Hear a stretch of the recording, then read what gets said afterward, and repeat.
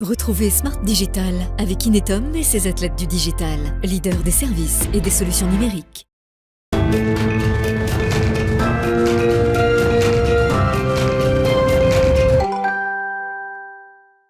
Bonjour à tous, Smart Digital, c'est le nouveau rendez-vous sur le présent et le futur de la transformation numérique. Dans cet épisode, on va parler des stratégies à adopter autour de la 5G, parce que oui, il y a des nouvelles promesses, il y a des nouveaux usages qui arrivent autour de cette nouvelle génération mobile. On est allé voir au salon à Barcelone, au Mobile World Congress, ce qu'il en était, où on en était des avancements, des déploiements et de ces nouveaux usages. Vous verrez, on aura des experts qui témoigneront depuis Barcelone, puisque je vous diffuserai ces reportages en plateau. Et puis on a aussi des experts qui sont sur place à mes côtés. Jean-François Gaudy, chef Digital Innovation Officer, j'aurais dû dire Chief puisque je suis en anglais.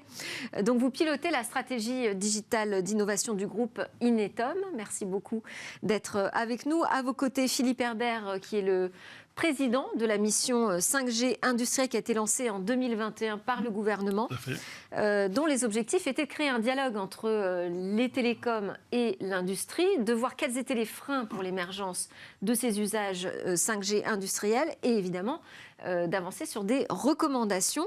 Vous verrez, on va faire le point là-dessus et puis à la fin, on aura la séquence des key points. On va résumer en 2 minutes tout ce qu'il faut retenir. Mais tout de suite, je vous propose sans plus attendre que l'on démarre sur ces innovations stratégiques avec la 5G dans Smart Digital.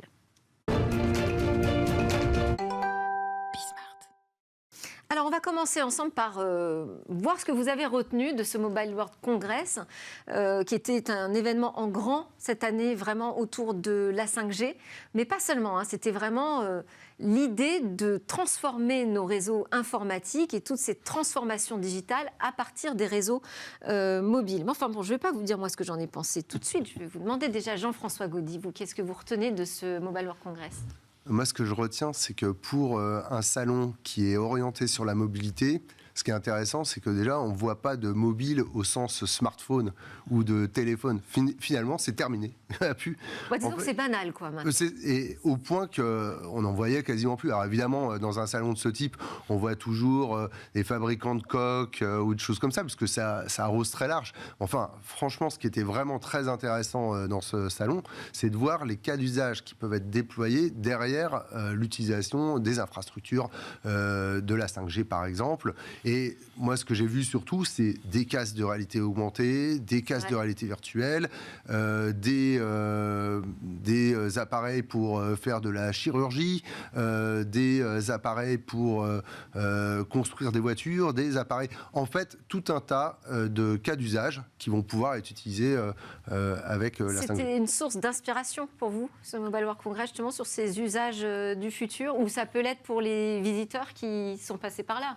Certainement, en tout cas, c'est une confirmation du fait que la 5G en tant que telle, ça n'a d'intérêt que par les usages qu'on va pouvoir en faire, et notamment son utilisation dans les infrastructures qui la déploient. Philippe Herbert, votre regard sur ce Mobile World Congress qui s'est tenu cette année à Barcelone ?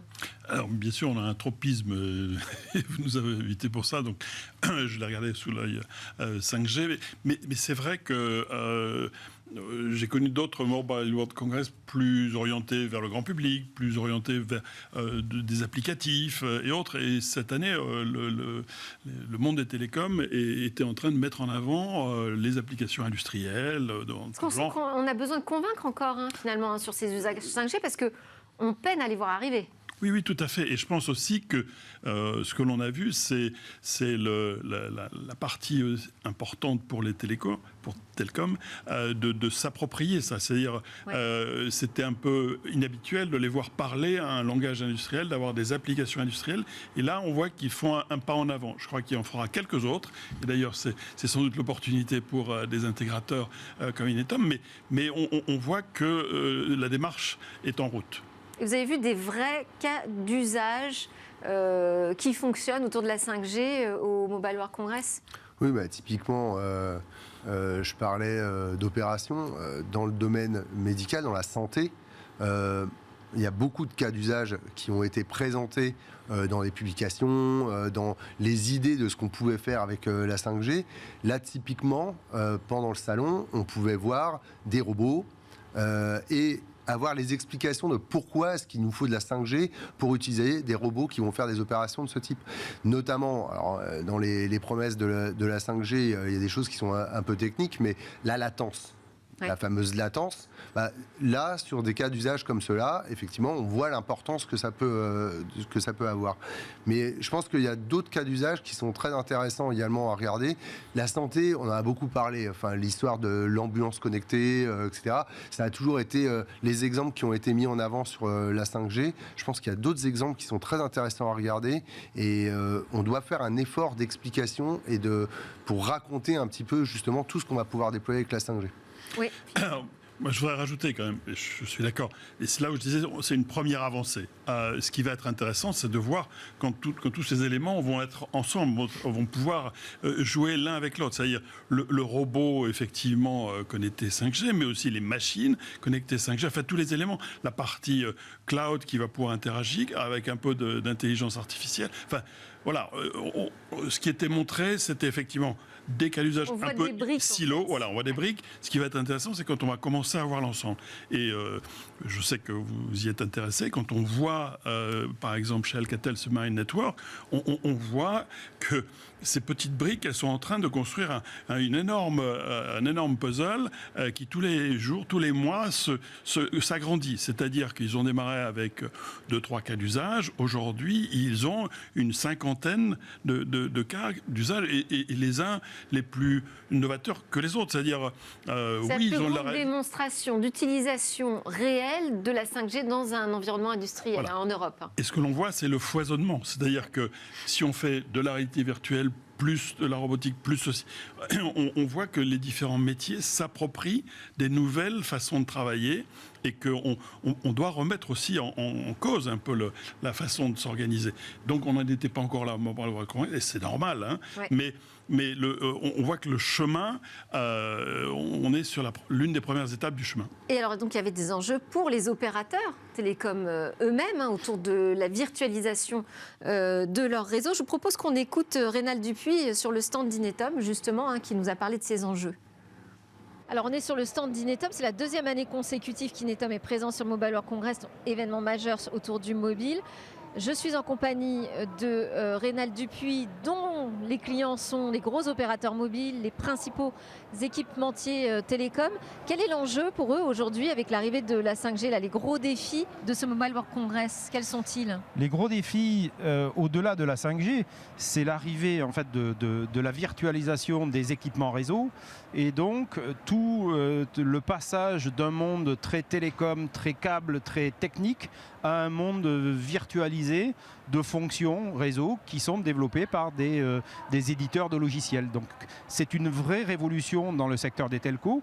Ça intéresse particulièrement les opérateurs, bien sûr, puisqu'ils sont obligés de s'adapter à ce nouveau métier, mais aussi les équipementiers qui ont la même problématique.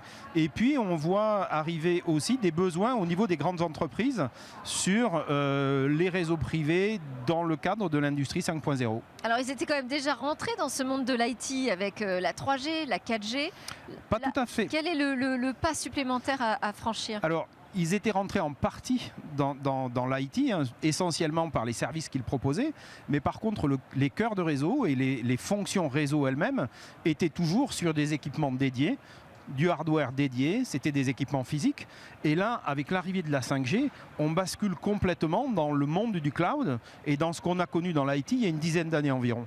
Et ça change complètement le paradigme pour les opérateurs comme pour les équipementiers, puisqu'on passe vraiment dans un monde purement logiciel.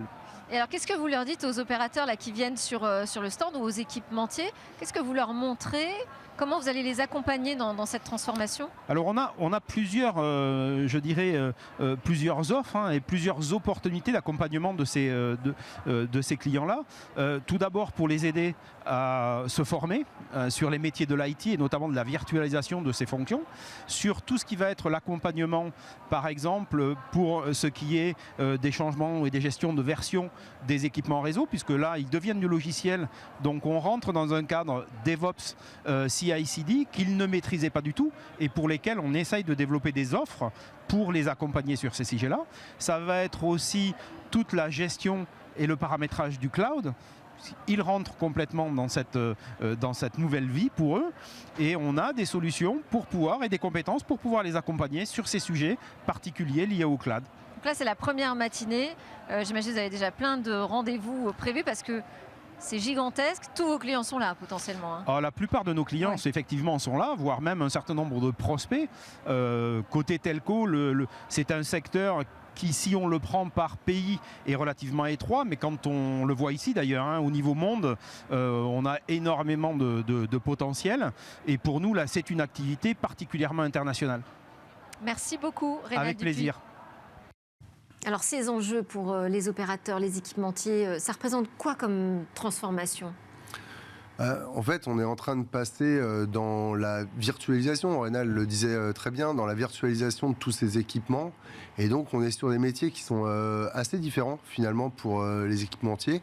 Ils sont en train de revoir la manière dont ils vendent et la manière dont ils déploient, en fait, les équipements.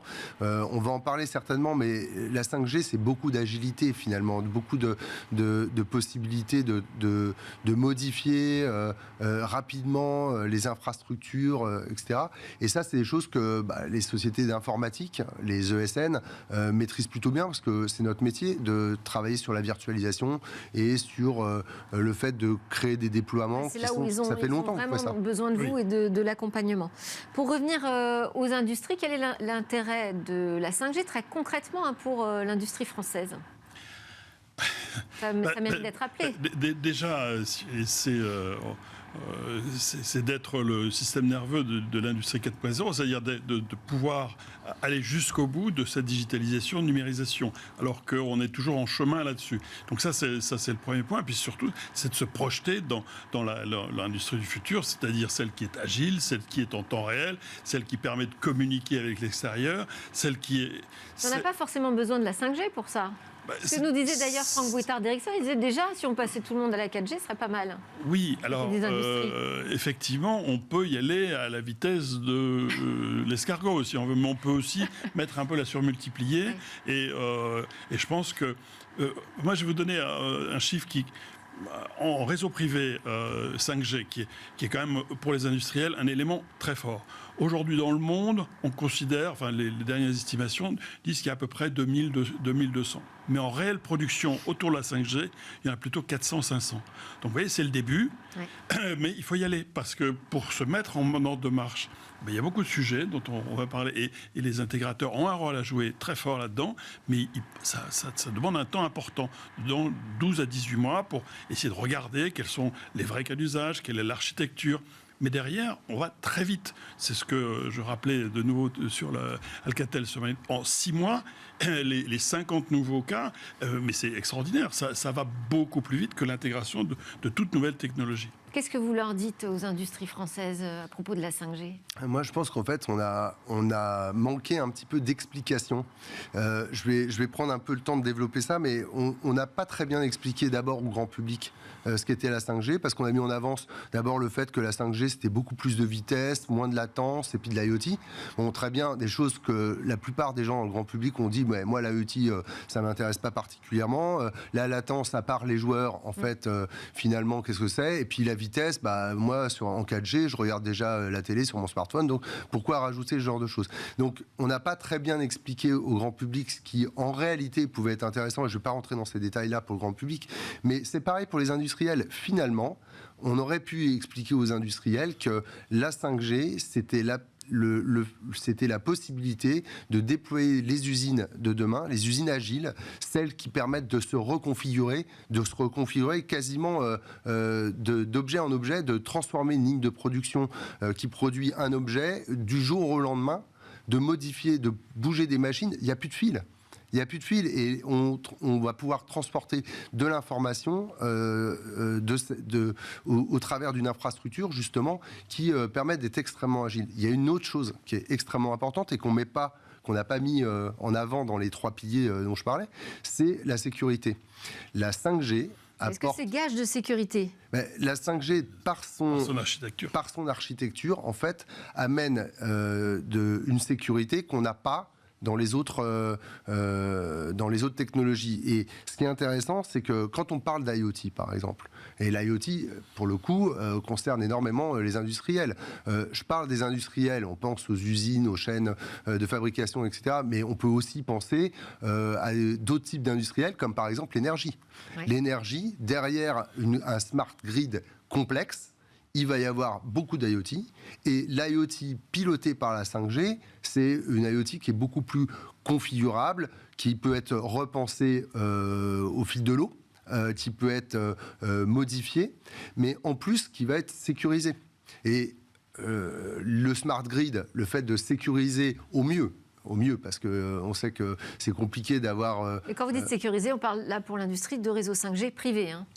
Alors oui, mais pas que. On parle bien sûr, en 5G, on parle de réseaux hybrides. Donc en fait, des réseaux privés qui vont aussi venir échanger avec d'autres réseaux. Et d'ailleurs, c'est assez intéressant parce qu'il y a quelques années, je ne sais pas si vous vous rappelez, on parlait beaucoup d'entreprises étendues. Oui. Et finalement, la 5G, c'est aussi une des infrastructures majeures de l'entreprise étendue et de l'industrie étendue en fait, aussi. Oui. Peut-être c'est le moment de... quand j'étais venu parler ici du rapport de la mission, j'avais dit qu'il y avait d'autres livres blancs qui seraient publiés. Donc la filière infrastructure numérique et industrie du futur viennent de publier donc, ce petit livre blanc pour les opportunités pour les PME ETI. Donc c'est un peu en écho avec ce qui vient d'être dit. Et ici, là, on a essayé d'avoir les architectures types, d'essayer de poser les questions. Comment on fait évoluer les plateformes pour profiter au maximum de la 5G. Donc ces deux livres blancs sont disponibles bien sûr sur Internet. Des livres blancs que connaît par cœur, j'imagine, Jean-François Gaudry chez Inetum. Je voulais quand même qu'on écoute Franck Bouettard sur ce qu'il dit qu'il attend justement des ESN, des intégrateurs. C'est une transformation importante pour tout le milieu du business, de l'entreprise, mais également pour Ericsson. C'est-à-dire que vous passez d'un équipementier très matériel. Aujourd'hui, vous vendez du réseau virtualisé. Vous êtes vous-même donc accompagné sur cette transformation dans vos métiers. Qu'est-ce que vous attendez des ESN avec qui vous travaillez ? D'abord, comment est-ce qu'elles peuvent vous accompagner sur la virtualisation du réseau ? On va vendre de plus en plus dans le domaine de l'entreprise en tant que telle, puisque cette technologie va rentrer progressivement dans l'entreprise. Maintenant, ce que l'on vend devient de plus en plus logiciel et de moins en moins matériel. Alors, on aura toujours beaucoup de matériel à vendre, puisque les antennes sont quand même, il faut mettre des ondes, donc il faut quand même du matériel hardware en tant que tel. On travaille aussi dans tout ce qui est les systèmes de management, de facturation, donc qui demandent beaucoup d'intégration. Donc on a des compétences fortes d'intégration sur lesquelles on a des sous-traitants ESN, déjà aujourd'hui. Et plus les réseaux d'entreprises et de télécoms vont être virtualisés, avec de plus en plus de logiciels, plus on aura besoin de compétences d'intégration nous-mêmes, et on aura besoin d'ESN derrière nous pour nous accompagner en termes de compétences. Alors dans ces enjeux autour de la 5G...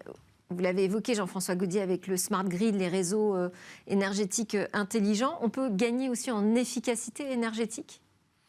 Alors oui, effectivement, c'est une des promesses de la 5G, c'est que on va avoir des équipements qui vont être plus localisés, plus dédiés, plus efficaces. En fait, en termes d'énergie et de dépenses d'énergie. Je pense que ça, par exemple, on a oublié de le dire.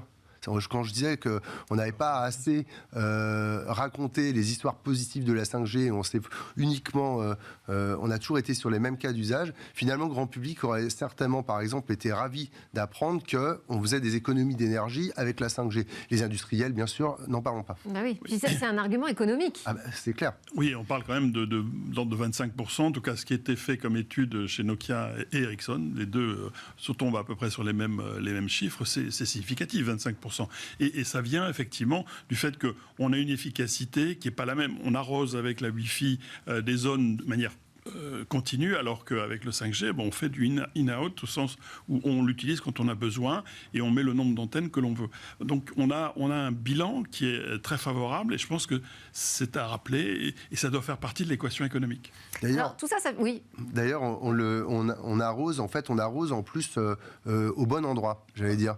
contrairement, parce que ça c'est pareil, ça on l'a pas vraiment expliqué, contrairement à des antennes 4G, la génération précédente, ou contrairement à des technologies qu'on connaît comme le Wi-Fi, etc.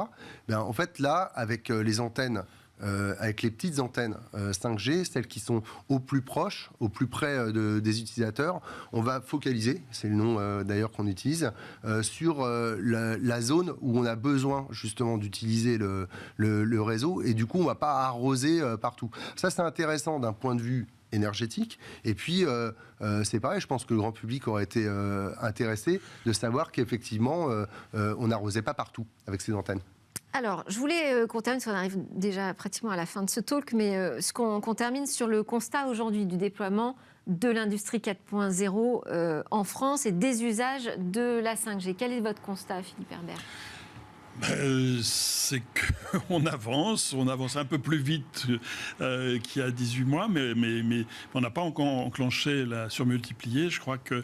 je voudrais revenir sur l'introduction. La mission, elle a aussi mis en avant que l'ensemble de l'écosystème, c'est-à-dire non seulement, bien sûr, les opérateurs et les industriels, mais également les intégrateurs et les offreurs de solutions, c'était maintenant qu'il fallait qu'ils se mettent. Et là, on voit bien, et merci d'être à mes côtés là-dessus, que les intégrateurs, ça y est, ils ont aujourd'hui pris le mordant et ils voient qu'il y a une opportunité. Maintenant, je pense que on est passé, il y a un an, de 0 site en production à peu près une grosse demi-douzaine, on va dire, ça dépend comment on compte la production, entre 6 et 9. Voilà. J'espère que dans 6 mois, on comptera en dizaines et que dans un an, ça sera en centaines. Vous pensez que ces réseaux, alors privés ou hybrides, vont se déployer de manière plus accélérée à partir de maintenant ? En fait, pour tout vous dire, je pense que l'industrialisation qui est voulue sur l'Europe aujourd'hui, l'industrialisation, elle va commencer d'abord par un grand coup sur les infrastructures. Oui. Sur l'ensemble de l'Europe. Et les infrastructures, on peut faire de l'infrastructure lourde, mais la fibre optique ? Alors, de la fibre optique, mais là, vous parlez de telco, mais moi, de manière générale, déployer des infrastructures pour faire de l'industrie sur l'Europe, c'est aussi rendre ces infrastructures au temps où on est en 2023. Donc aujourd'hui, on va les rendre plutôt intelligentes. Et les rendre intelligentes, c'est leur donner une infrastructure de réseau qui est moderne. Une infrastructure de réseau moderne, c'est une infrastructure qui peut être reprogrammée rapidement. C'est l'agilité dont je parlais tout à l'heure. C'est tant qu'à faire les économies d'énergie dont on a parlé. Et puis... peut-être de la modularité. D'ailleurs, j'aimerais bien que l'ensemble des industriels qui fabriquent des composants, et je pense notamment aux terminaux, oui. Fassent attention aussi à rendre leurs terminaux, leur donner la possibilité d'être reconfigurés pour avoir une vie plus longue et puis pour pouvoir être respectueux justement aussi d'un environnement qui en a besoin aujourd'hui. On va écouter Jacques Moulin, qui était aussi un visiteur du salon, bien évidemment, du Digital World Institute, nous donner, lui, son regard sur l'état des lieux quant à l'industrie 4.0 en France. Tout le monde le dit, si on veut vraiment révolutionner notre industrie, faire cette industrie 4.0, il faut passer par la 5G. Ok, donc on n'a même pas besoin d'attendre la 5,5, on est d'accord ? C'est vrai. Pourquoi est-ce qu'en France, on est si long à mettre en place ces dispositifs, ces nouvelles solutions ?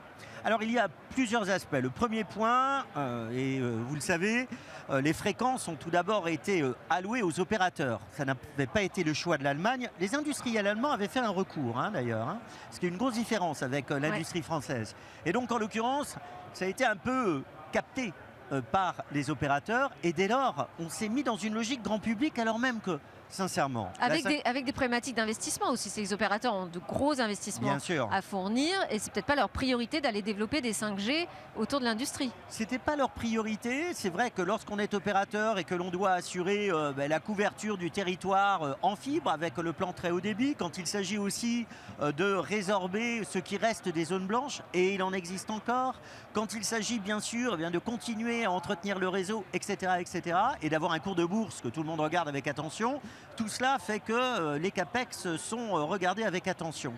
Mais le point aussi, c'est que les opérateurs ont, de fait, et c'est un peu normal, beaucoup communiqué sur la 5G grand public, là où, sincèrement, l'utilisation, les usages pour le grand public ne sont pas véritablement ce qui est l'essentiel dans la 5G. Ce qui compte, c'est la 5G industrielle. Et on a un tissu... Et là, au Mobile World Congress, là, vous la voyez? Vous voyez des choses concrètes? On voit des des vrais choses cas d'usage et qui se développent en Europe. Absolument, et en particulier ce que je trouve notable, c'est tout ce qui a trait à l'immersif, à la réalité virtuelle. On le sait, dans l'industrie, déjà, les chaînes de production avec le twin digital sont quelque chose de, je ne vais pas dire généralisé, hélas, insuffisamment en France, mais sont connus.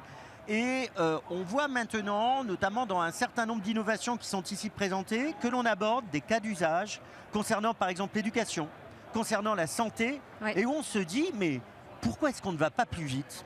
Pourquoi est-ce que ça ne va pas plus vite quand on voit alors je ne vais pas dire le saut quantique que l'on pourrait faire, mais en tout cas qui permettrait sans doute de faire notre propre saut de grenouille en matière industrielle. Merci beaucoup. Alors on termine avec un mot sur la réalité virtuelle, parce qu'on en a vu pas mal, hein, vous l'avez dit Jean-François Gaudy au Mobile World Congress, et les intraverses. Oui, quelque chose qui se développe. Derrière, là, on est vraiment dans le virtuel. Et on a parlé beaucoup des usages du réel avec la 5G, mais effectivement, dans le virtuel, il y a beaucoup de choses qui vont nous aider avec la 5G, notamment, effectivement, pour le coup, la latence, c'est important, parce que sans une latence faible, on ne peut pas utiliser ces technologies, on est malade, ça ne réagit pas comme on veut. Enfin, là, vraiment, on a besoin d'une latence faible, pour le coup. Et puis, les débits, etc. Donc là, vraiment, sur les casques de réalité virtuelle, avec le fait qu'on peut l'utiliser ça en collaboratif, être à plusieurs en même temps, à expérimenter, à se former sur des objets ou dans l'industrie. Avoir un jumeau numérique dans lequel on peut se promener, utiliser les machines. Exactement, et ça, en fait, ça n'est possible qu'avec des systèmes de ce type-là. Ouais. Allez, on passe aux key points, vraiment les points à retenir.